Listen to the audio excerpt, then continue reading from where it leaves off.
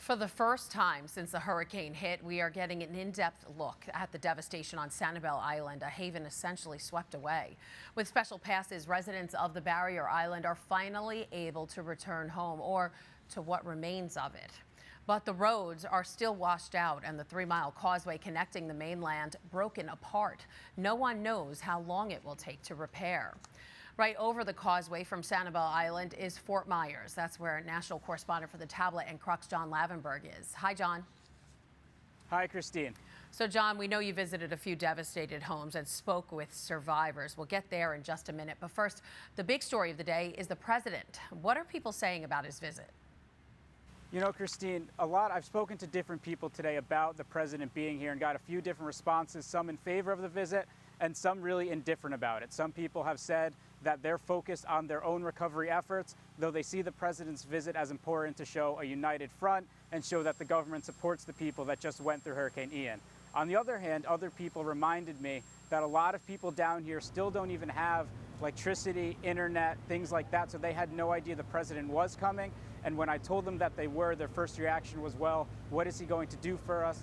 It's one thing to show your face, but what we really want is money, action, things to help us get through this. Yeah, and Governor DeSantis has asked for federal aid, but is that enough? You know, what do Florida residents want to see accomplished? You know, when it comes to things Florida residents want to see, money is a big one. Money, ways to help them rebuild, supplies, different things. We talked yesterday about the things Catholic Charities is doing, getting people water, ice, blankets, tarps, different things. So it's those sort of things that people really need right now. From now until the next month or so, they need those immediate resources to really help them just get back on their feet, anything that can help them patch their homes together so they have a place to live and stay, shelters, so they can assess and figure out what their actual next steps for the long term are going to be. Yeah, you had a chance to meet with some of the residents of Fort Myers who lost everything. That's where you are now. Tell us what's going on. That's right, Christine. Right now I'm at the home of Luis and Elizabeth Reyes. Luis, he works for Catholic Charities Diocese of Venice on their disaster relief team. But of course, over the past week or so since the hurricane, he's been handling his own disaster relief at his home. So you can see behind me, he's in the middle right now of tearing up floors, tearing down the sheetrock of the walls, because they're basically going to have to redo the inside of the home and start to rebuild. As you can see behind me right here, the St. Francis of Assisi statue on their front yard was one of the few things that actually survived the storm. Other than that, they've pulled out a lot of things from inside, personal belongings, pictures, blankets, mementos that survived. And then in the yard also, they lost a bird feeder, tons of trees. They describe this as an oasis. Their home here have come down. So they're just in the beginning stages of sweeping up the yard, getting inside the home and seeing what they're actually going to be able to do. Yeah, I love those stories about those statues that don't get hit by the storms. I see somebody behind you cleaning up. So what are they saying about the cleanup that lies ahead of them? You know, how do they plan to rebuild? It's going to be tough.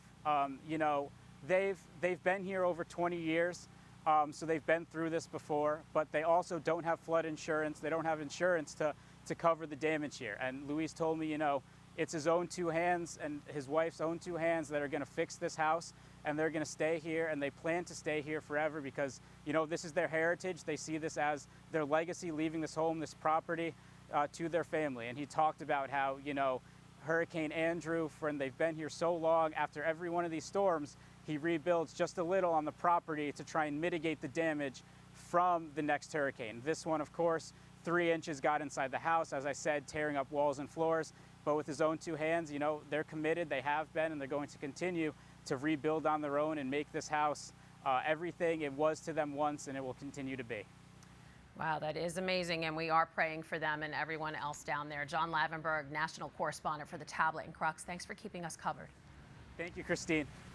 Hi, I'm Christine Persichetti, anchor of Currents News. If you like what you saw, please hit the like button on this video. And if you want to see more content just like it, subscribe and click on the bell for notifications. Thanks for watching, because we are putting your faith in the news.